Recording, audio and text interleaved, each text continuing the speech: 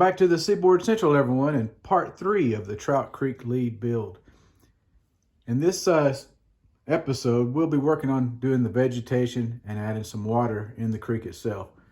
So what I did since the last episode is I did weather the dirt with this Monroe Powders medium earth powder mix, and also added some mud in the creek, along the creek bank, with this Vallejo dark earth, this muddy texture that it gives. This is something like what it looks like. And I also highlighted those rocks with this green-gray Vallejo paint.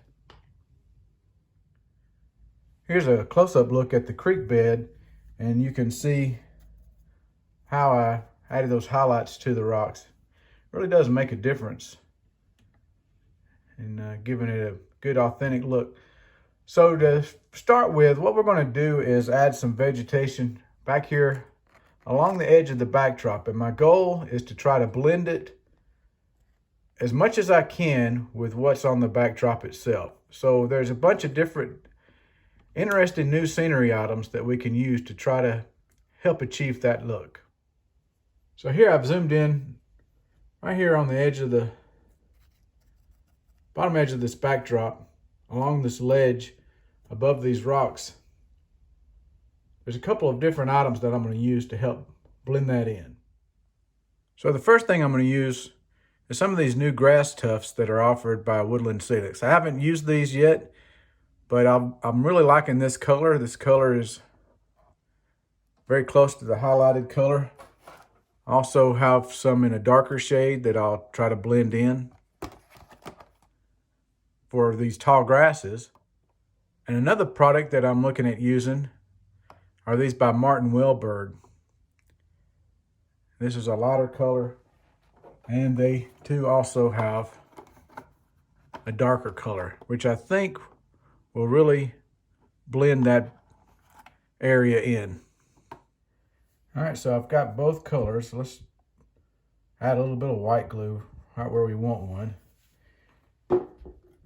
We can try this out.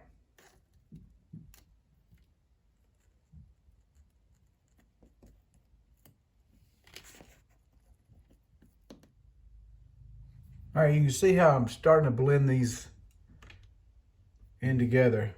And what I want to do is just kind of vary the colors. Have mix some of the darker and the lighter colors in.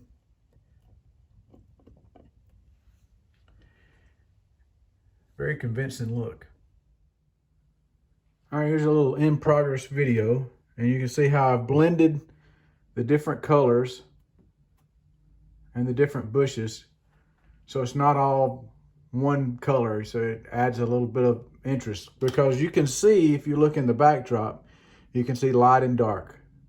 And so I wanted to continue that down here, and I'll go back later and add a few more dark places to it. But for right now, let's concentrate on this area, these two areas in front of the abutments. And here I've got some more Martin Welberg products, and you can find these Martin Welberg products at scenicexpress.com. They sell their products if you want to check them out. All right, the next thing I'm going to do is add a little bit of color along the rocks, and I'm going to use this Mini Nature, and it's got the spring yellow and white, and we'll add some right here. We've already added some a little bit back here. We'll add a little bit more right here along the edge of this rock up here. All right, the next thing we're going to do is add some of these cattails from JTT Scenery Products. We'll add these along the creek bank in this area and in this area, maybe a few in front of these rocks, right along the creek area. All right, now I'm going to add some of this long buffalo grass tufts next to the roadbed, next to the track. I'm going to add some of these Mini Nature short weed tufts along the back in between these rock areas. All right, here we are so far right now.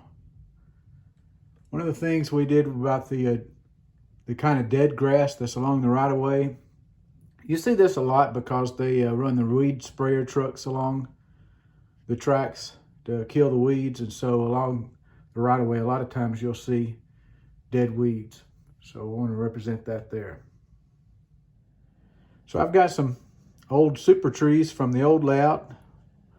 So I'm going to try to blend these in to this scene along the backdrop to help tie everything in.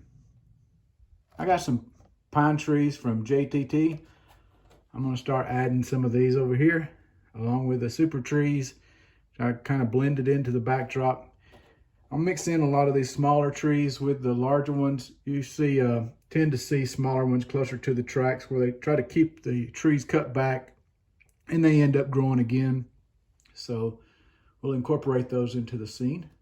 Now along this high wall right here, or embankment, steep embankment, I'm going to do some kudzu vines, and I'm going to use this Woodland Scenics polyfiber to spread it out over here and then sprinkle some leaves on top of it.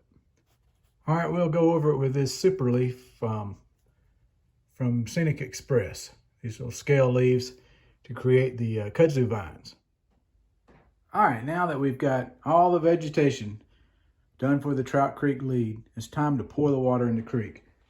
And the first thing I'm going to do is add some masking tape to form a dam here so I can avoid all my water running down the side of the fascia. In addition to the tape, I added a little bit of silicone adhesive to the bottom of it, just as an extra precaution to prevent it from leaking. And what I'm using for the water is this by Woodland Scenics, their realistic water, and I'll give it a little tint with their murky tint. Okay, I only added a few drops of the little murky tint, so let's get pouring.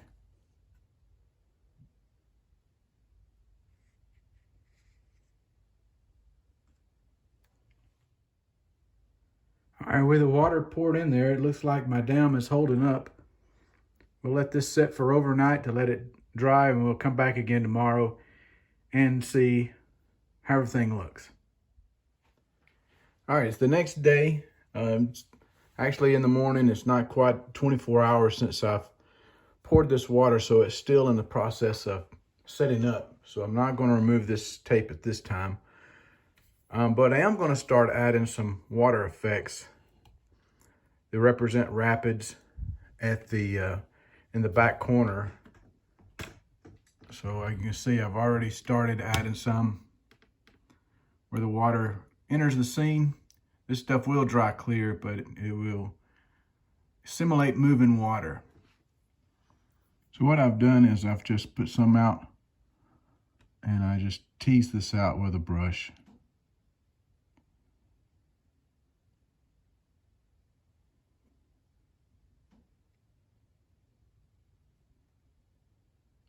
Just want to create ripple effects in the water to show fast moving water.